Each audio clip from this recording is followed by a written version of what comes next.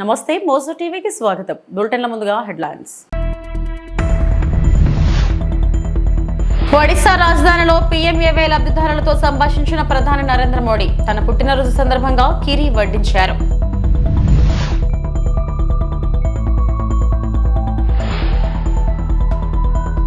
దీపావళికి ముందే railway zone ప్రధాన కార్యాలయానికి భూమి పూజ చేస్తామని కేంద్ర పౌర విమానయాన శాఖ మంత్రి కె రామ్మోహన్ నాయుడు వెల్లడి.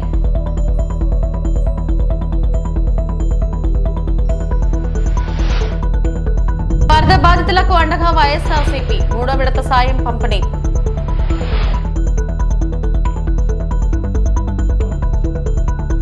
ప్రధానమంత్రి ఆవాస్ యోజన అర్బన్ లబ్ధిదారులను కలిసేందుకు ప్రధాని నరేంద్ర మోడీ ఒడిశాలోని భువనేశ్వర్ను సందర్శించారు. పర్యటన సందర్భంగా పట్టణ పేదలకు సరసమైన ఇళ్లను అందించాలనే లక్ష్యంతో ఈ గృహ నిర్మాణ పథకం ద్వారా లబ్ధి పొందిన నివాసితులతో ప్రధాని మోడీ సంభాషించారు. ఒడిశా ముఖ్యమంత్రి మోహన్ చరణ్ మాకి కేంద్ర మరియు రాష్ట్ర ప్రభుత్వాల మధ్య సహకార ప్రయత్నాలను ఎత్తి చూపుతూ ప్రధానమంత్రితో చేరారు. ఈవెంట్ నుండి కీలక క్షణాలను చూడటానికి మరియు ఈ ముఖ్యమైన హౌసింగ్ చొరవ ప్రభావం గురించి వినడానికి ఈ వీడియోను చూడండి. भारत में महिला सशक्तिकरण का एक और प्रतिबिंब है प्रधानमंत्री आवास योजना. इस योजना के कारण छोटे से छोटे गांव में भी अब संपत्ति महिलाओं के नाम होने लगी है. आज ही यहां देश भर के लगभग 30 लाख परिवारों का गृह प्रवेश करवाया गया है. अभी तीसरे कार्यकाल में हमारी सरकार के कुछ महीने ही हुए हैं. इतने कम समय में ही 15 लाख नए लाभार्थियों को आज स्वीकृति पत्र भी दे दिए गए हैं. 10 लाख से ज्यादा लाभार्थियों के बैंक खातों में पैसे भेजे गए हैं. ये शुभ काम भी हमने उड़ीसा की महाप्रभु की इस पवित्र धरती से किया है. और इसमें बड़ी संख्या में मेरे ओडिशा के गरीब परिवार भी शामिल हैं. जिन लाखों परिवारों को आज पक्का घर मिला है या पक्का घर मिलना पक्का हुआ है, उनके लिए ये जीवन की नई शुरुआत है और पक्की शुरुआत है. भाइयों बहनों, यहां आने से पहले मैं हमारे एक आदिवासी परिवार के गृह प्रवेश के విశాఖపట్నం దుర్గ్ వందే భారత్ ఎక్స్ప్రెస్ ను విశాఖపట్నం రైల్వే స్టేషన్ నుండి ప్రారంభోత్సవంలో ప్రధాని నరేంద్ర మోడీ వాస్తవంగా జెండా ఊపి ప్రారంభించారు. ప్లాట్ఫామ్ నెంబర్ 1లో ప్రారంభోత్సవం సందర్భంగా ఏర్పాటు చేసిన సమావేశానికి ముఖ్య అతిథిగా హాజరైన కేంద్ర పౌర విమానయాన శాఖ మంత్రి కింజరాపు రామ్మోహన్ నాయుడు మాట్లాడుతూ కేంద్రంలోని శ్రీ నరేంద్ర మోడీ డబుల్ ఇంజిన్ సర్కార్ అని అన్నారు. రాష్ట్రంలోని ఎన్ చంద్రబాబు నాయుడు ప్రభుత్వం railway zone Visakhapatnam head quarter south Coast railway అమలు చేయాలనే డిమాండ్ కు కట్టుబడి ఉంది. మండల ప్రధాన కార్యాలయ నిర్మాణానికి రాష్ట్ర ప్రభుత్వం ఇప్పటికే భూమిని అప్పగించిందని, దసరా దీపావళి మధ్య పవిత్రమైన రోజున మండల ప్రధాన కార్యాలయ నిర్మాణానికి భూమి పూజ నిర్వహించనున్నట్లు తెలిపారు. 3 వందే భారత్ ట్రైన్లు మనం ప్రారంభోత్సవం చేసుకున్నాం.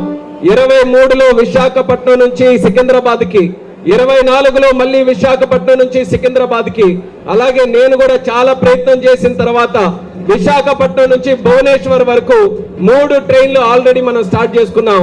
అందులో దేశంలో కూడా సుమారు 61 వందే భారత్ ట్రైన్లు ఉంటే అత్యధికంగా ఫుల్ కెపాసిటీతో నడిచే ట్రైన్ విశాఖపట్నం సికింద్రాబాద్ మధ్యలో నడుస్తుంది అన్నది కూడా ఈ సందర్భంగా గర్వంగా తెలియజేసుకుంటున్నాను. అంటే ఎంత ఉపయోగకరమైనటువంటి ట్రైన్ గా ఈ రోజు ఈ దేశంలో ఇది నడుస్తుందో మనం అందరం కూడా తెలుసుకోవాలి. అటువంటి సందర్భంలో మోదీ గారి తాలూకు ఆలోచన కేవలం మనకున్నటువంటి కనెక్టివిటీని పెంచడమే కాదు, దేశం మధ్యలో ఉన్నటువంటి రాష్ట్రాల మధ్యలో టూరిజం గాని, వ్యాపారం గాని, ఎడ్యుకేషన్ గాని, వ్యవసాయం గాని ఈ రంగాల్లో మనం శరవేగంగా దూసుకొని పోవాలి. ప్రపంచంలోనే భారతదేశం అగ్రస్థానంగా ఉండాలనంటే మన భారతదేశానికి ఒక ఆయువు పట్టులాగా ఉన్నటువంటి రైల్వేస్ ని మళ్ళీ స్పీడ్ ని కూడా మనం పెంచుతూ ట్రాక్స్ ను కూడా ఇంప్రూవ్ చేస్తూ ఇన్ఫ్రాస్ట్రక్చర్స్ కూడా ఇంప్రూవ్ చేయాలని పట్టుబట్టి మరీ చేశారు. ఆయనకి కూడా ఈ రోజు బలమైనటువంటి నాయకులు దొరికారు. ఒక visionary and dynamic cabinet minister Ashwini Vaishnav గారు రైల్వే ఇంజనీర్ గా ఐఐటి ఖరగ్పూర్ నుంచి చదివినటువంటి వ్యక్తి.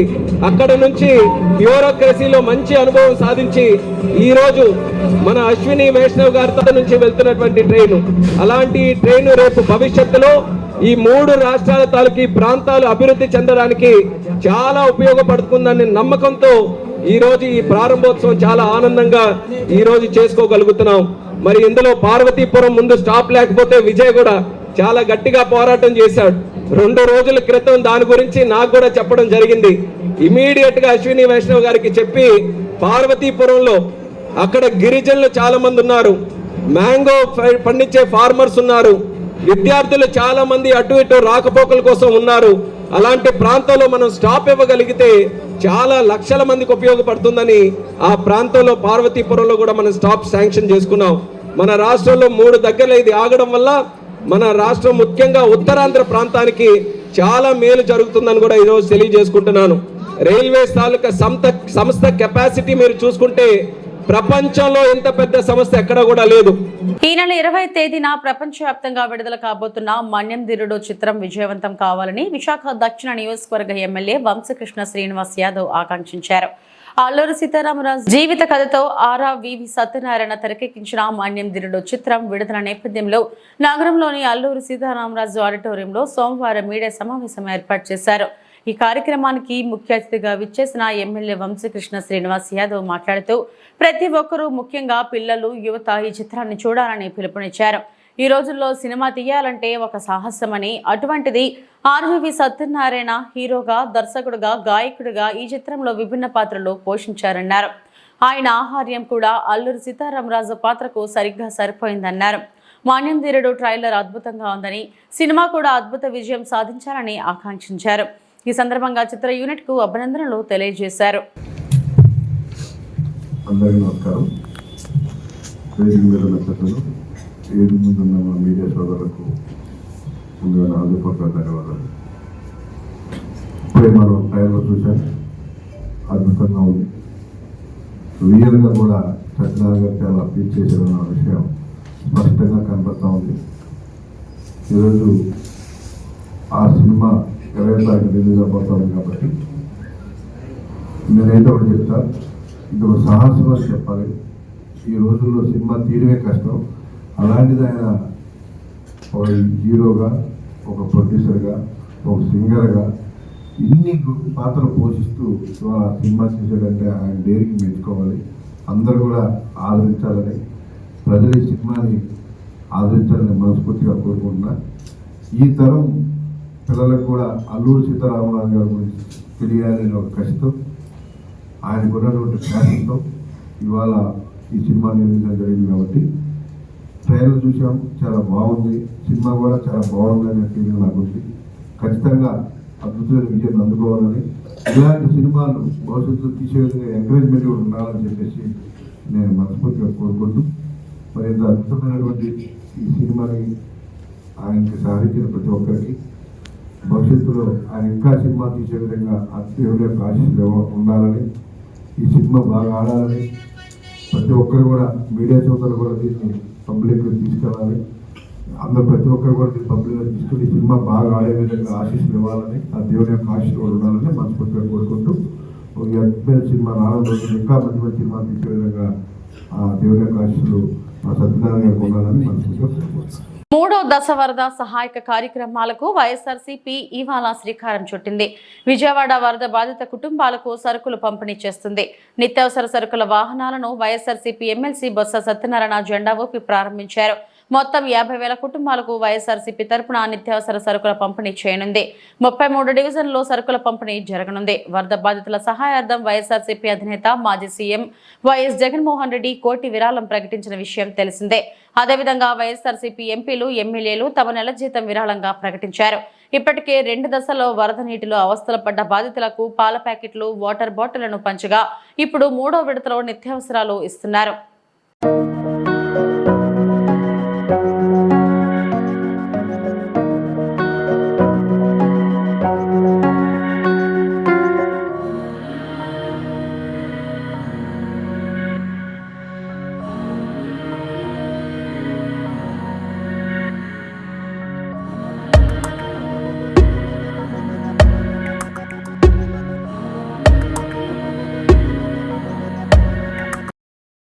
టీడీపీ కూటమి ప్రభుత్వంపై 3 నెలల్లోనే ప్రజల్లో తీవ్ర వ్యతిరేకత మొదలైందని మాజీ మంత్రి బుగ్గన రాజేంద్రనాథ్ స్పష్టం చేశారు.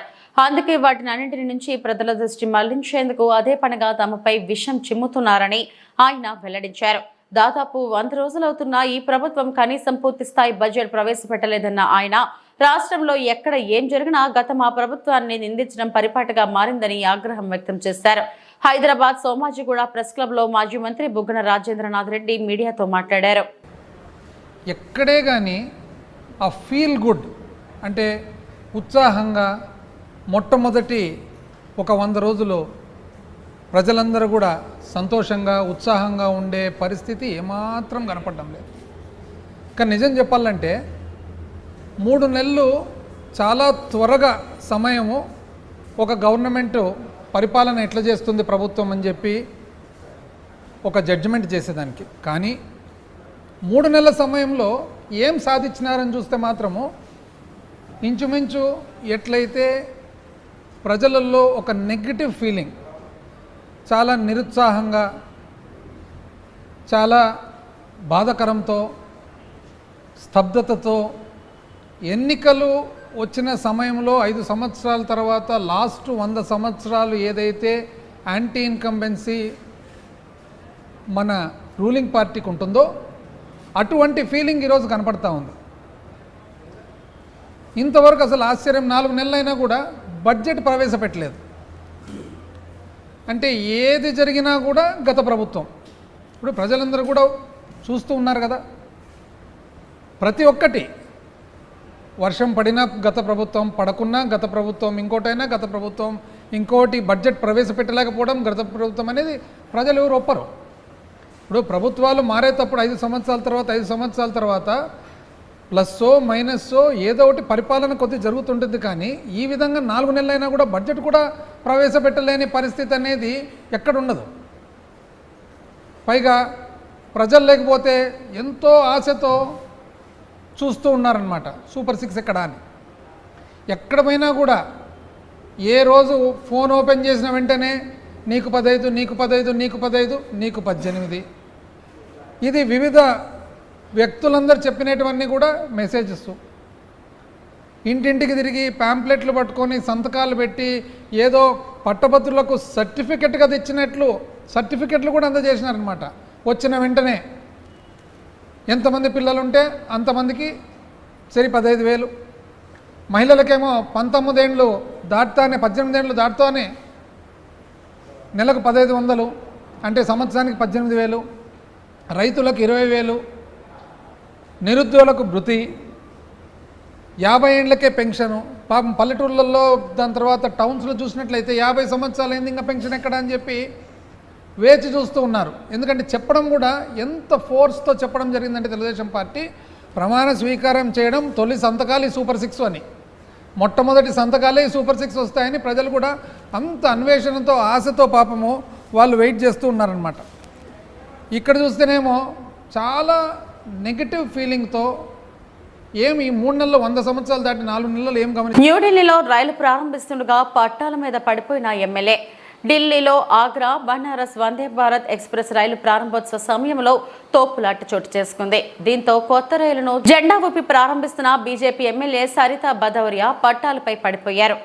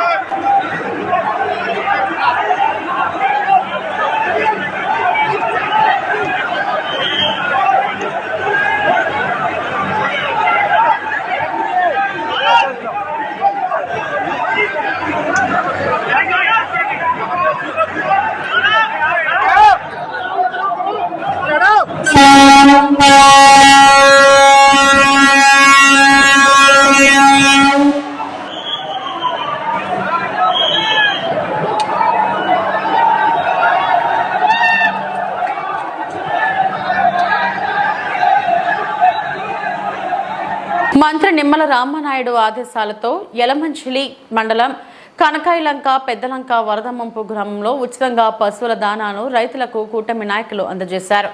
ఈ సందర్భంగా వారు మాట్లాడారు.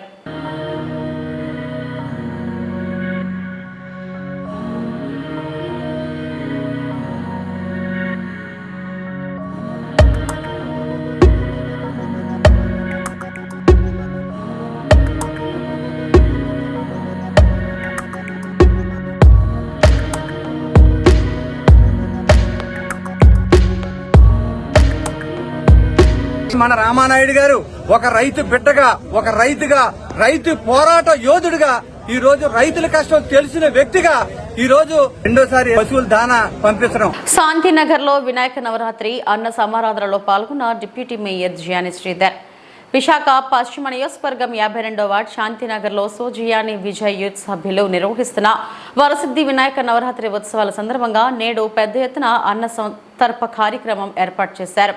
ఈ కార్యక్రమానికి నగర డిప్యూటీ మేయర్ జియాని శ్రీధర్ పాల్గొని మొదటగా స్వామివారిని దర్శించుకుని ప్రత్యేక పూజలో పాల్గొన్నారు.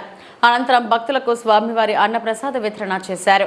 ఈ సందర్భంగా ప్రతి ఏడాది వినాయక నవరాత్రి ఉత్సవాల్లో భాగంగా ఇక్కడ శాంతినగర్ లో భారీ ఎత్తున అన్న సమారాధన కార్యక్రమం క్రమం తప్పకుండా ఏర్పాటు చేస్తున్నామని, ఈ రోజు సుమారుగా 5,000 మందికి అన్నదానం ఏర్పాటు చేశామని గణేష్ ఉత్సవ కమిటీ అధ్యక్షుడు జియాని విజయ్ అన్నారు.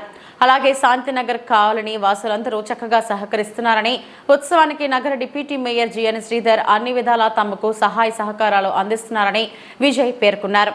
కార్యక్రమంలో పొలిమేర ఆదినారాయణ, పాలుక రవి, గరిగిని వెంకటేష్, సింహాద్రి చిన్న, అత్తిలి సురేష్, నరేంద్ర, శాంతినగర్ జియాని విజయ్ యూత్ సభ్యులు నోకరాజు, చరణ్ తదితరులు పాల్గొన్నారు. శాంతినగర్ లో అనేక సంవత్సరాలుగా వినాయక చవితి నవరాత్రులు జరగడం, ఈ రోజు అన్నదాన కార్యక్రమం సాయంత్రాల్లో నిర్వహిస్తున్నాం. మరి ఈ సందర్భంగా అందరికీ వినాయక చవితి శుభాకాంక్షలు తెలియజేస్తూ అందరూ హ్యాపీగా సంతోషంగా ఉండాలని, అందరూ ఆరోగ్యంగా ఉండాలని, మన పిల్లలందరూ కూడా మంచి విద్యలో కానీ అన్ని పనుల్లో రాణించాలని ఈ సందర్భంగా తెలియజేస్తూ అది శాంతినగర్ ఈ యొక్క వినాయక నవరాత్రి మహోత్సవం సందర్భంగా ప్రతి సంవత్సరం మా శ్రీధర్ గారు కానీ, నేను కానీ, మన విజయ్ యూత్ సభ్యులు కానీ అందరి ప్రోత్సాహంతో ఈ యొక్క గణపతి నవరాత్రులు జరగడం జరుగుతుంది. ప్రతి సంవత్సరం ప్రోగ్రాం కానీ, అన్నదానం కానీ ఏదో కార్యక్రమానికి నా వంతు సాయంగా ఎంతో కొంత ధన రూపాయలు, వస్తు రూపాయలు ఏదో విధంగా సాయం చేస్తున్నాం. ఆ భగవంతుని ఆశీస్సులు అందరికీ ఉండాలి, భక్తులందరూ కూడా చల్లగా ఉండి నిండు నూరేళ్ళు హ్యాపీగా ఉండాలని కోరుకుంటూ. డాక్టర్ బిఆర్ అంబేద్కర్ కోనసీమ జిల్లా అమలాపురంలో స్వర్ణ వాటర్ ప్లాంట్ వెనుక రావుల చెరువులో గ్యాస్ సిలిండర్ పేలి 8 మందికి గాయాలయ్యాయి. బిల్డింగ్ నుండి పెద్ద శబ్దం రావడంతో జనం పరుగులు తీశారు. బిల్డింగ్ కూలిపోవడంతో ఒక్కసారిగా రావుల చెరువు ప్రజలు భయభ్రాంతులకు గురయ్యారు. బిల్డింగ్ లో బాణాసంచా మందు తయారీ జరుగుతున్నట్టు చుట్టుపక్కల ప్రజలు ఆరోపణ. క్షతగాత్రులను అమలాపురం ఏరియా ఆసుపత్రికి తరలించి చికిత్స అందిస్తున్నారు.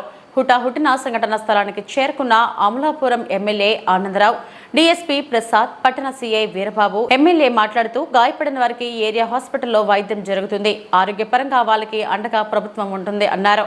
డీఎస్పీ ప్రసాద్ మాట్లాడుతూ ఈ రోజు జరిగిన పేలుడికి గల పూర్తి వివరాలు త్వరలో వెల్లడిస్తామని తెలిపారు.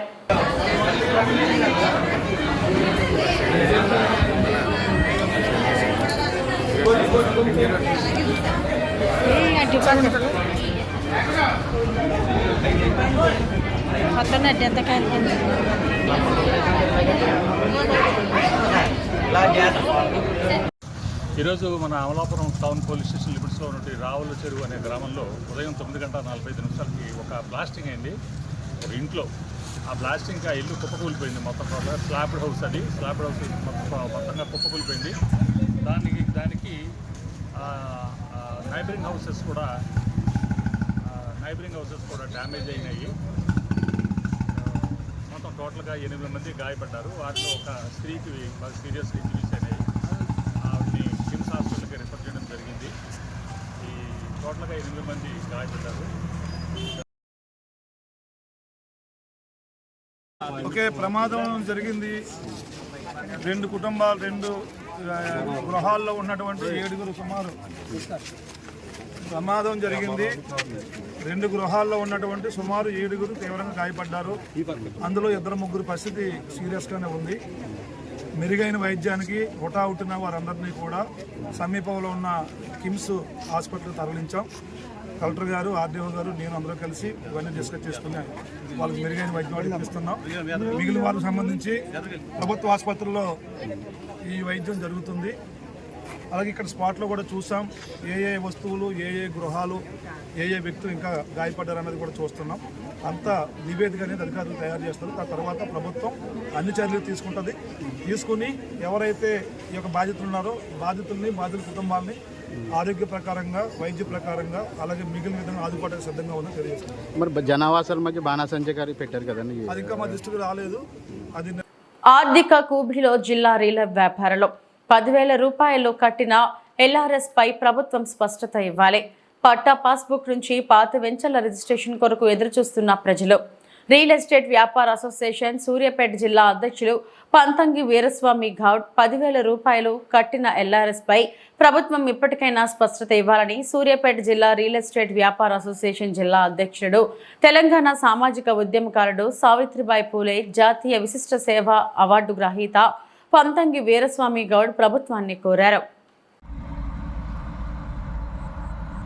ఈరోజు రియల్ ఎస్టేట్ వ్యాపారులు తెలంగాణ రాష్ట్ర వ్యాప్తంగా LRS కోసం 26 లక్షల మంది అప్లికేషన్లు పెట్టుకొని 10,000 రూపాయలు మీ సేవ ద్వారా ఆన్లైన్లో 2020లో మరి అప్పుడు అనధికార ప్లాట్లకు ప్రభుత్వం LRS కోసం డబ్బులు కట్టించుకున్నది. మరి రీసెంట్గా తెలంగాణ రాష్ట్ర ప్రభుత్వం గ్రీన్ సిగ్నల్ ఇవ్వడం జరిగింది, అమలు చేయడం, క్యాబినెట్లో అమలు చేయడం జరిగింది. కానీ ఇక్కడ హైకోర్టులో పెండింగ్ ఉండడం వల్ల ఆ కేసు కోర్టులో పరిష్కారం అయితేనే ఇక్కడ మున్సిపాలిటీ అధికారులు అప్లికేషన్ తీసుకోవట్లేదు. మరి ఇంకా LRS అనేది పెండింగ్లో ఉన్నది. మరి ఎంతోమంది పేద ప్రజలు, రియల్ ఎస్టేట్ వ్యాపారులు మరి వెంచర్ల కోసం పట్టాదారు పాస్బుక్లు రిజిస్ట్రేషన్ ఆఫీసుల చుట్టూ తిరుగుతున్నారు. ఇంతవరకు రిజిస్ట్రేషన్లు కావటం లేదు. చాలా ఇబ్బందికరంగా ఉన్నారు. ఈ రియల్ ఎస్టేట్ వ్యాపారులు లక్షల కొద్ది పెట్టుబడులు పెట్టి అప్పులు తీసుకొచ్చి, వడ్డీలో తీసుకొచ్చి మరి వెంచర్లు వేసినారు. వారికి నష్టాల బాటలో రియల్ ఎస్టేట్ కూడా అంత అనుకూలంగా లేదు. ప్రభుత్వాలు ఈ రియల్ ఎస్టేట్ అభివృద్ధి కొరకై కొన్ని మార్గదర్శకాలు కూడా విడుదల చేయాలి. 1 ఎకరం లోపు, అర ఎకరం లోపు ఉన్నటువంటి వ్యవసాయ భూములు కూడా పట్టాదారు పాస్బుక్ 4 కన్వెన్షన్ మీద రిజిస్ట్రేషన్ అయ్యేటట్టు ప్రభుత్వం ఒక నూతన జీవో తీసుకురావాలని గవర్నమెంట్ ముఖ్యమంత్రి రేవంత్ రెడ్డి గారికి ఒకసారి వినియోగించుకుంటున్నాం. అదే మాదిరిగా ఈ సూర్యాపేట జిల్లాలో ఇండస్ట్రీ పార్క్ కానివ్వండి, ఇంకా సూర్యాపేట జిల్లా అభివృద్ధి కొరకు ఈ కొన్ని ఆఫీసులు కూడా కేటాయిస్తే మరి ఇక్కడ సూర్యాపేటకు రియల్ ఎస్టేట్ రంగం అనేది అభివృద్ధిలో పొందబడుతుంది. ఐటీ రంగం కూడా ఇంతకుముందు తీసుకొచ్చినాం. ఐటీ రంగాన్ని కూడా మరి తీసుకురావాలి. ఇంకా నూతన మార్గదర్శకాలు సూర్యాపేట జిల్లాకు కొన్ని ఆఫీసులు కేటాయించి రియల్ ఎస్టేట్ రంగం అభివృద్ధి కొరకై పాటుపడాలి. మరి సూర్యాపేట జిల్లాలో ఒక 8 గుంటల స్థలం కృష్ణకాలంలో ప్రభుత్వం అప్పుడు రిజిస్ట్రేషన్ పట్టాదారు యజమానులు ప్రభుత్వానికి సబ్ రిజిస్టర్ ఆఫీస్కు 8 గుంటల స్థలం కేటాయించారు.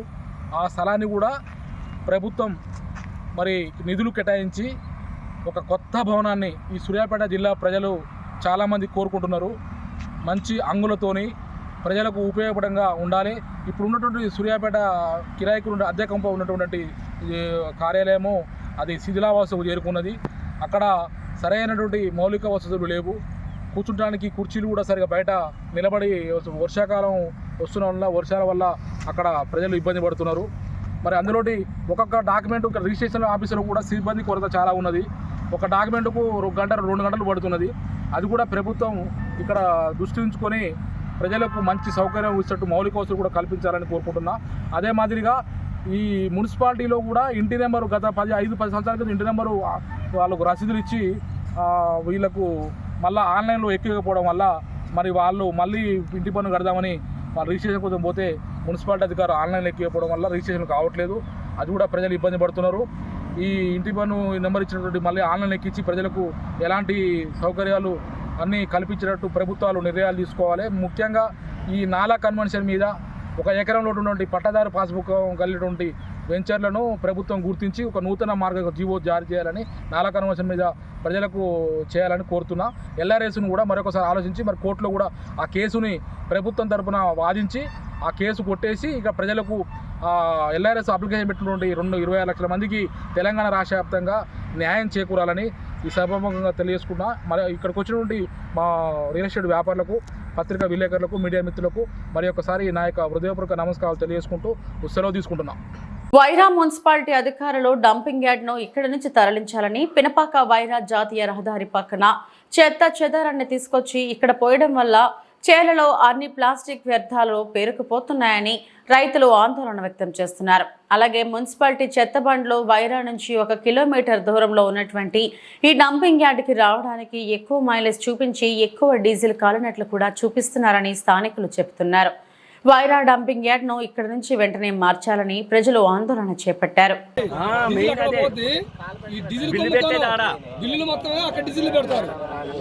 రామారావు గారు డీజిల్ కూడా వాళ్ళు రెడ్డిపురం బయటికి వచ్చినట్టు బిల్లులు పెట్ట చెందుతారు. ఉంటాయి వాళ్ళకి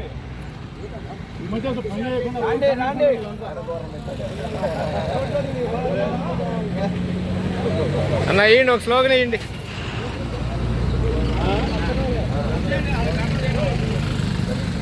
మార్చాలి డంపింగ్ యార్డ్ వెంటనే, మార్చాలి డంపింగ్ యార్డ్ వెంటనే, రావాలి మున్సిపల్ కమిషనర్ వెంటనే, రావాలి మున్సిపల్ కమిషనర్ వెంటనే.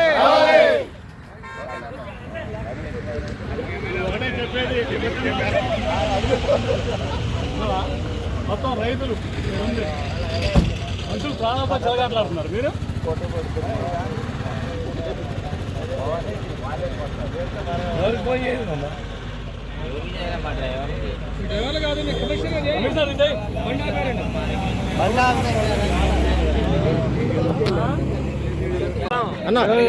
అన్న వాయిస్ చెప్పండి, చెప్పండి ఎవరు చెప్తారు. ఖమ్మం జిల్లా వైరా మండలం స్టేజిపా గ్రామం. ఇక్కడ ఏటి పక్కన డంపింగ్ యార్డు మొత్తం వైరా మున్సిపాలిటీ చెత్త మొత్తం తీసుకొచ్చి ఇక్కడ డంపింగ్ చేస్తున్నారు. దీనివల్ల అనేక సమస్యలు మాకు తలెత్తుతున్నాయి. అర్జెంటుగా వైరా కేటాయించిన డంపింగ్ యార్డ్ ఏదైతే ఉందో అక్కడ ఈ చెత్తను మొత్తం డంపింగ్ చేసుకోవాల్సిందిగా మేము కోరుకుంటున్నాం. దయచేసి ప్రాసెసింగ్ యూనిట్ని కూడా వైరా మున్సిపాలిటీ కేటాయించాలని మేము అనుకుంటున్నాం. ఇంకోటి ఏంటంటే ఈ చెత్త వేయడం వల్ల ఈ చుట్టుపక్కల ఉన్న పొలాలు ఒకసారి చూడండి, అక్కడ మొత్తం ప్లాస్టిక్తో ఇదయ్యి భూసారం తగ్గిపోయి 15 నుంచి 20 ఎకరాలు మొత్తం ఆగమైపోయి ఆ రైతు అసలు ఇప్పుడు దీన పరిస్థితుల్లో ఉన్నారు. ఇంకోటి ఏంటంటే ఇక్కడ నుంచి పోయే వాటర్ మొత్తం జాలిముడి ప్రాజెక్టులోకి పోతాయి. ఆ ప్రాజెక్టులో ఉన్న నీళ్లు మొత్తం డ్రింకింగ్ వాటర్కి వెళ్తాయి. ఆ డ్రింకింగ్ వాటర్కి అవి తాగిన పిల్లగాళ్ళు, పెద్దోళ్ళు మొత్తం కూడా అస్వస్థతకు గురవుతున్నారు. మొత్తం ఇందులో మెయిన్ ఏంటంటే వైరాలో ఉన్న హాస్పిటల్స్ వేస్ట్ మొత్తం కూడా ఇక్కడ తెచ్చేస్తున్నారు. ఆ మెడికల్ దాంతోపాటు చికెన్ షాపుల వేస్ట్ ఇవన్నీ కూడా ఇక్కడ వేయటం వల్ల అనేక రకాల సమస్యలు మాకు తలెత్తుతున్నాయి. దయచేసి ఇక్కడ ఉన్న డంపింగ్ యార్డ్ని రోడ్ల పక్కన డంపింగ్ యార్డ్ వేయడమే తప్పు. దానికి ఎన్నోసార్లు మేము హెచ్చరించాం, అయినా కానీ మాట వినకుండా ఇంకా ఇక్కడే వేస్తున్నారు. ఈ డంపింగ్ యార్డ్ని అర్జెంటుగా మీరు ఎక్కడైతే మీకు కేటాయించారో అక్కడికి తరలిస్తే మంచిగా ఉంటుంది. లేదంటే మేము చేయాల్సిన పోరాటాలు అయితే ఆగవు. విజయవాడలో కొనసాగుతున్న దసరా ఏర్పాట్లు. శ్రీ దుర్గా మల్లేశ్వర స్వామివార్ల దేవస్థానంలో దసరా ఉత్సవ ఏర్పాట్లు ప్రారంభమయ్యాయి. అక్టోబర్ 3వ తేదీ నుంచి 12వ తేదీ వరకు ఇంద్రకీలాద్రిపై దసరా ఉత్సవాలు నిర్వహించనున్నారు. ఈ నేపథ్యంలో ప్రధానమైన క్యూ లైన్ పనులు ప్రారంభమయ్యాయి. కెనాల్ రోడ్, వినాయకుడి గుడి నుంచి దుర్గగుడి ఘాట్ రోడ్ వరకు పనులు వేగంగా జరుగుతున్నాయి. మరొక వైపున అమ్మవారి ప్రధాన ఆలయానికి రంగులు వేసే పనులు మొదలుపెట్టారు.